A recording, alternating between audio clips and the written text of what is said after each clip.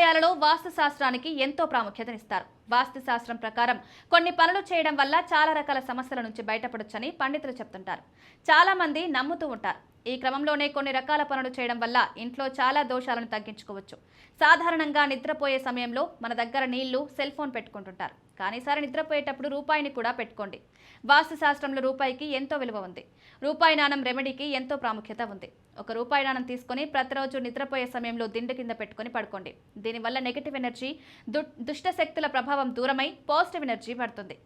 అన్ని రకాల సమస్యల నుంచి కూడా విముక్తి కలిగిస్తుందని వాస్తు శాస్త్రం చెప్తోంది.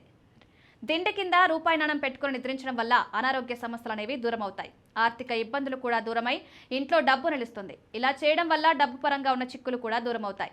ఈ రెమెడీని ప్రతి నెల ఒక్కసారి చేయవచ్చు. రాత్రిపూట నిద్రపోయేటప్పుడు దిండు కింద రూపాయి నాణం పెట్టుకుని నిద్రిస్తే తర్వాతి రోజు ఆ నాణంను పారే నది, చెరువు వంటి వాటిలో వదిలేయవచ్చు. ఇలా చేస్తే ధనలాభం కలుగుతుందని అంటున్నారు.